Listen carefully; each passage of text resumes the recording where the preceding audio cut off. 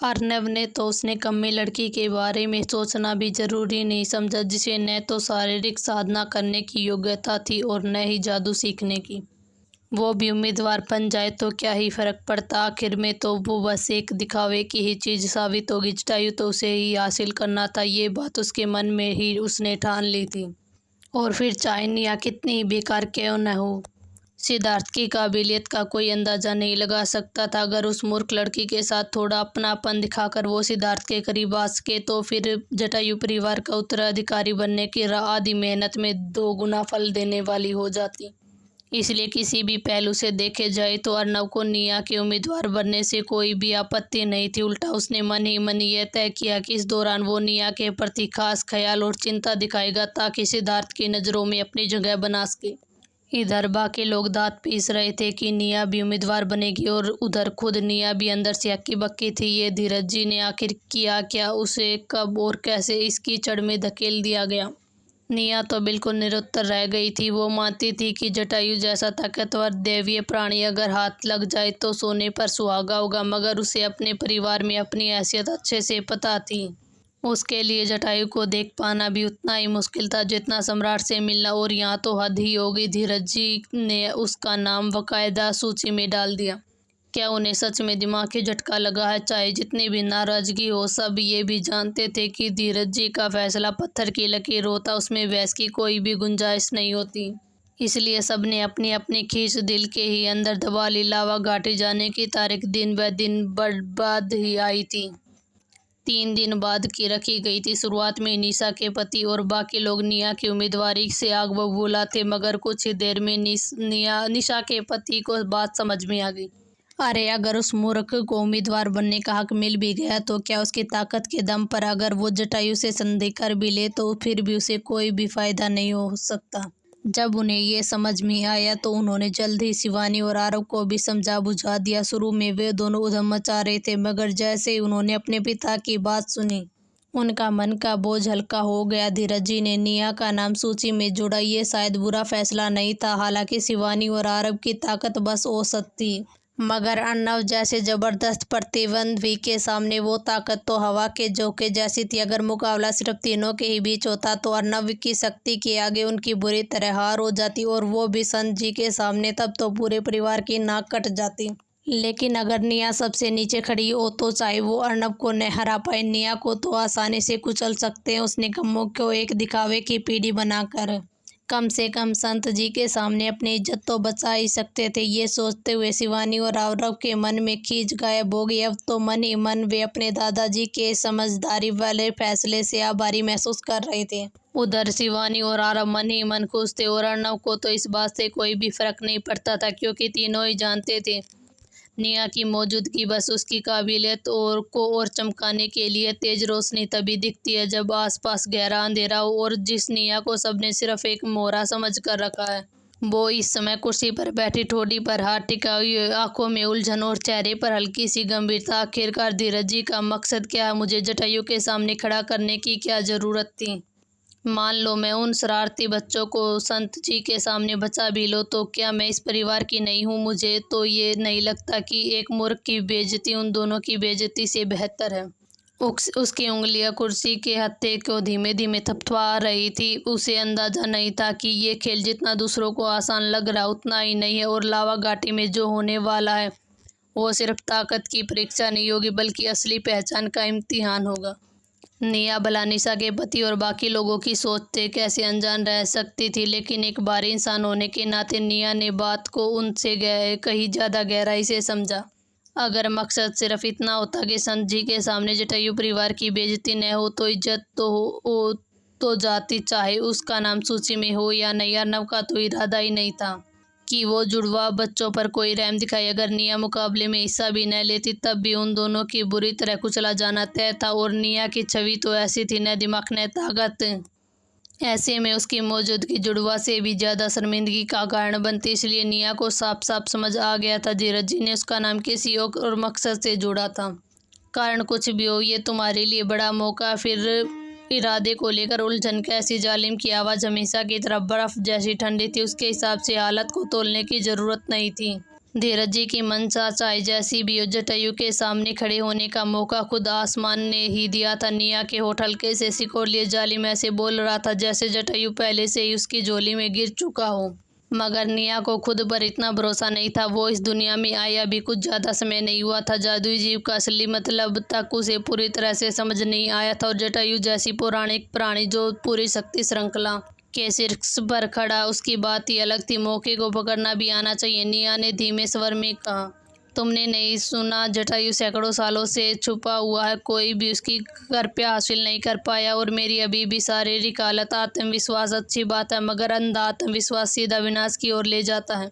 निया को खुद पर भरोसा था, पर अनजानी चीज़ों के सामने वो बेहद सतर्क रहती थी। यही उसकी पुरानी आदत थी जिसने उसे बार बार कामयाब बनाया और कभी पकड़ में नहीं आने दिया। एक चोर के लिए हुनर जरूरी था, मगर उससे भी ज़्यादा ज़रूरी पहले उसकी पुख्ता तैयारी थी। उसकी नज़र में जटायु ऐसा था जैसे 100 कैरेट का विशाल हीरा जिसे किसी बेहद खतरनाक जगह में छुपा कर रखाया गया हो, जिसका नाम तक उसने कभी न सुना हो। दुनिया में कीमती चीज़ें बहुत होती थी, मगर वही चीज़ सच में कीमती होती थी जिसे पाने का यकीन भी हो। बस एक छोटी सी पंछी है।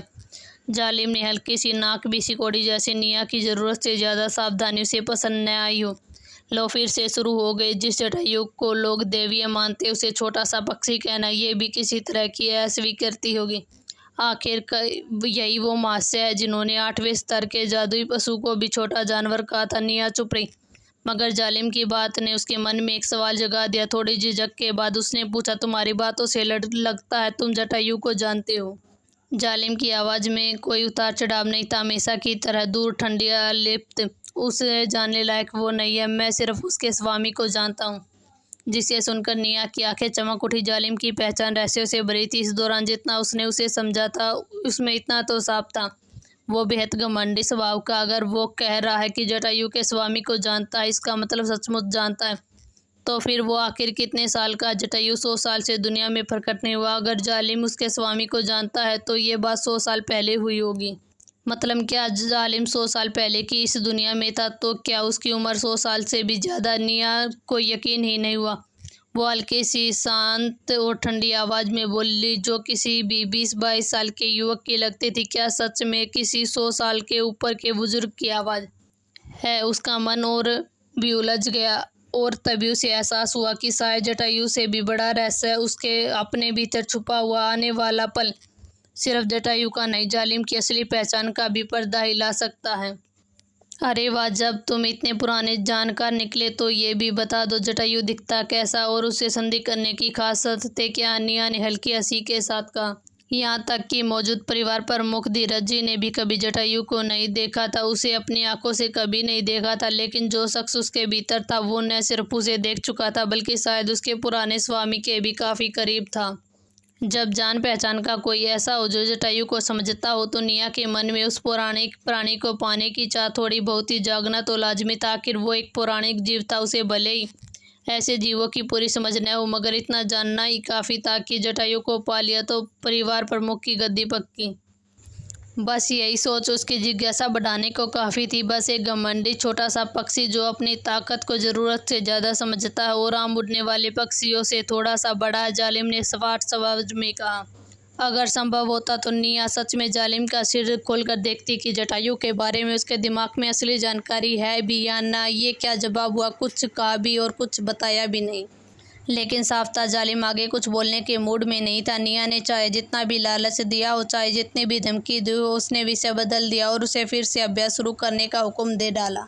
भले ही उसकी नज़र में जटायु बस एक बदसूरत हवा का झोंका हो, मगर उसकी असली ताकत के सामने निया को कम से कम अपनी शारीरिक साधना या जादू किसी एक को छठे स्तर तक पहुंचाना ही होगा। तभी वो उस छोटे से पक्षी को झुकाकर अपनी अधीनता स्वीकार करने के लायक बना सकेगी।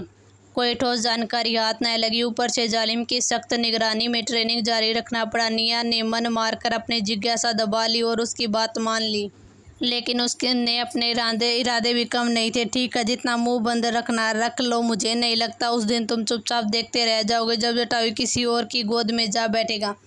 आखिरकार दोनों एक ही रस्सी से बंधी चींटियों की तरह थे। फिर उसे डर की इस बात का पलक झपकते ही 5 मिनट बीत गए। सुबह सुबह जटायु परिवार के मुख्य द्वार पर कई शानदार रथ खड़े हुए थे।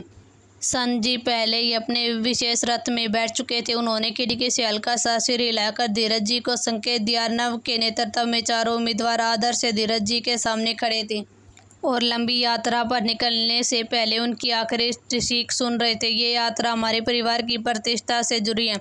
किसी भी कीमत पर तुम चारों में से किसी एक को जटायु को वापस लाना होगा। धीरज जी ने गंभीर नजर अपने सामने खड़े अपने चारों पोता पोतियों पर घूमी। इस लंबी यात्रा के नेतृत्व में देवभूमि के दूत तुम्हारे साथ जा रहे हैं। जटायु परिवार के इन 4 उम्मीदवारों के अलावा हर एक के साथ सिर्फ एक सेवक जाने की अनुमति थी। चारों में से अर्नव के पास जटायु पाने की सबसे ज़्यादा संभावना थी। उसने श्रेष्ठ वंश की परंपरा पाई थी और वो 100 साल में एक बार जन्म लेने वाली प्रतिभा माना जाता था।